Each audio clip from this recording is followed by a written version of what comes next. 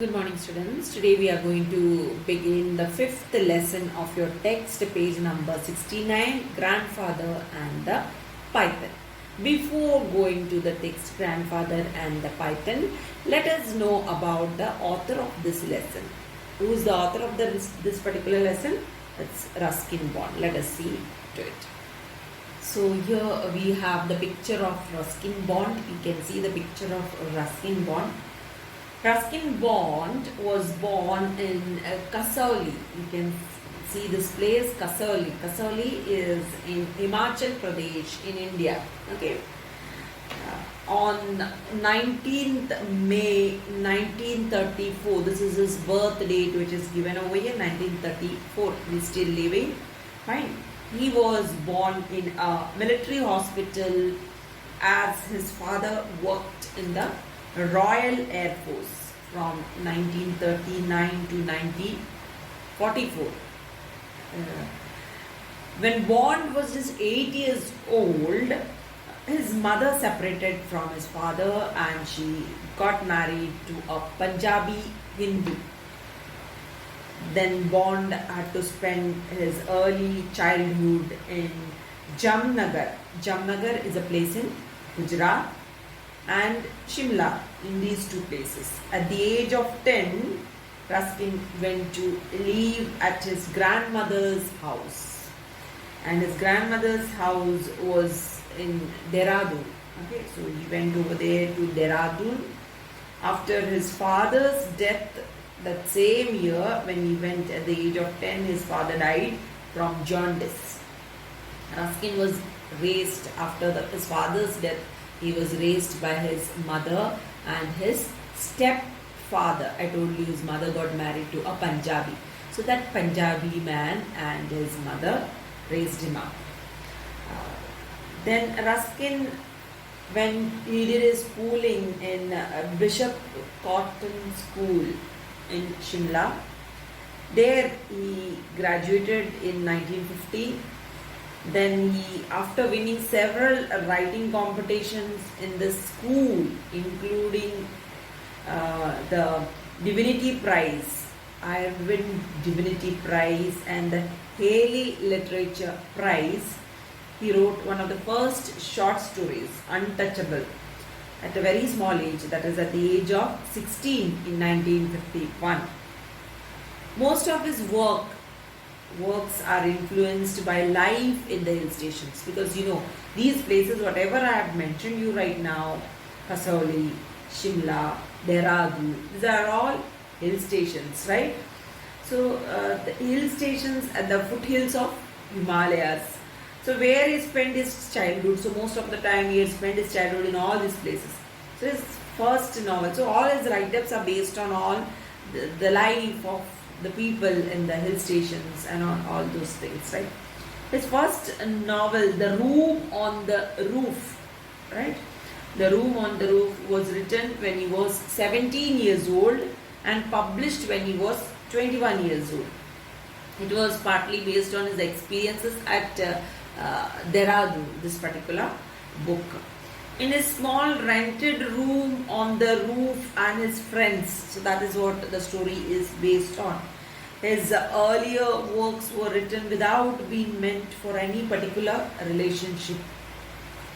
His first children's book was The Angry River, which he wrote in 1970s.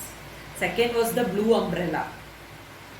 So that you know about Blue Umbrella, you went through it, right?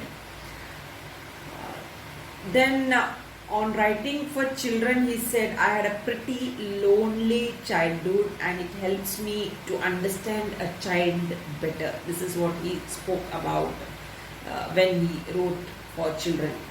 Bond's work normally reflects his Anglo-Indian experiences and the changing political, social, cultural aspects of India. So this is what you can see. Then he received Sahitya Academy Award for English writing in India. He has also been honored with the Padma Shri too. So that is about Ruskin Bond. Now let us move to our lesson. So before moving to our lesson, you might have seen the heading of the lesson, isn't it? Grandfather and the python. So you already saw the picture also in the text, and some of you might have read the text also. So you might have understood what the text or the lesson is about, right? So that is what we are going to see. So before going to the lesson, I feel that this is a little more important to know much about what a python is or what snake is, right? So let us go through this, the first thing in your textbook. So it's a spot the knot. One of these statements about snakes is not true. Which one is it? Out of this, one is not true. So let us go through the things what is true about snakes. First thing it is told about snakes. Snakes don't have eyelids. So you have known that, right? Snakes don't have eyelids. You have seen snakes, so it's a important thing what you have to note is that they don't have eyelids. Then snakes can't bite into food, and so they have to swallow it whole. So they don't bite and chew like how we do. So they swallow it the whole. That is what they do normally when they catch their prey. Then thirdly, snakes have flexible jaws. So their jaws are very much flexible, which allow them to eat prey bigger than their head. So they normally catch the prey which is bigger than their head, and they eat it because of their flexible jaws. This helps them to eat their prey very nicely. Then snakes smell with their tongue. So they take the smell with their tongue. That is why you can often see the snake putting their tongue out, right? So they smell with their tongue. Then there are approximately 3,000 snake species. So you might be knowing some of them, like viper, isn't it? Cobra. These type of snakes you might have come across. Then pythons are venomous snakes. So this is wrong, okay? They are not poisonous. They are not venomous snakes. Pythons are not at all poisonous. That we all know pythons. They are big snakes, isn't it? But they are not poisonous. Whereas the others are poisonous, like cobra and all, they are poisonous, but not python. Snakes live on every continent of the world except Antarctica. So you won't find snakes in Antarctica. Rest, all other continent, you will find snakes. So snakes are not found in Antarctica. So recently you might have heard a story about a lady who got a sting of the snake and she was killed by the snake. That was an attempt. It was a thing which was made, isn't it? It was not unusual death, you can say. So it was a well-planned death. You might have seen this in the news. You might have heard it in the news and all, wherein her husband only made it possible by getting a snake from a snake charmer, and that is how she was killed, which was a well-planned murder, right? So this is what now we have got a lot many information about snakes through this, out of which what they have asked in the question to spot the wrong one. This is the only wrong thing what you can see in this particular knowledge about snakes. Okay, so pythons are venomous, not venomous. How do they have their food? They catch hold of their prey. After catching hold of their prey, what they do is they wrap their bodies. That is, the python wrap its own body to the prey. Okay, that is how it killed around the prey. Now, for example, if the prey is a human being, so you can see the python wraps itself around the human being and makes human being suffocating. Okay, so when you are made suffocating, when you can't breathe in, isn't it? When you are made suffocating, you will definitely be killed, isn't it? That's how the python kills its prey. So this is about the python. So that is why python is dangerous. So it's much more dangerous than its poison, and much more dangerous than the poisonous snake, you can see, right? Poisonous snake, at least you can run away from the snake if it is by chance, if they give a sting or if they bite you, it's not, you can't escape from it. There are no other means, isn't it? But in this case, you can understand over here, the pythons, it's much more dangerous because they just wrap in their wrap your body with their whole self, and they make you suffocate, and they kill you like that. So that's how they kill human being or any other prey which comes in their contact. Okay, today now we are going to learn about a python. So how the python mingles with the people over here, that is what you're going to learn over here in this particular text. So let us proceed to the text. And before starting itself, I'm informing you, please read the lesson 5 times itself. The moment I finish, after attending my class, you just sit and read your lesson 5 times. Then only you move and do whatever other subject or whatever other homework you have to complete, you do it. First, read this lesson 5 times. It's much more important than anything else. So here is a tale about a grandfather's love for all sorts of animal life, and indulgent grandmother's injunctions, and an aunt's adventures with a truant python. So let us begin with the lesson. Grandmother was tolerant of most birds and animals, but she drew the line at reptiles. She said they made her blood run cold. Even a handsome, sweet-tempered chameleon had to be given up. Grandfather should have known that there was little chance of his being allowed to keep the python. So grandmother was tolerant. What do you understand by tolerant? She was able to accept what others say or do, even if you do not agree with it. She used to accept the thing. So such a lady she was, grandmother was. So of most birds and animals, so she accepted most of the birds and animals. People love to have pet animals like birds, animals and birds, right? So they just enjoy having these type of pet animals in their houses. So they keep pet animals as well as birds, right? So they prefer keeping these animals or birds with them. So your grandmother also preferred birds and animals, as she used to tame them, but she drew the line at reptiles. But it is much more dangerous. So we always keep ourselves away from reptiles, right? So she too had that's a normal case in hers. It's not something unusual. So it's a normal case. She said they made her blood run cold. That is what happens to most of us when we see these reptiles. We just get scared, and when you get scared, this is what happens, isn't it? Your blood run cold. That is because of the fear. Even a handsome, sweet-tempered chameleon had to be given up. So she used to even get scared of chameleon. So which looks lovely. The lovely chameleon also she used to get scared of. She used to just escape from chameleons too.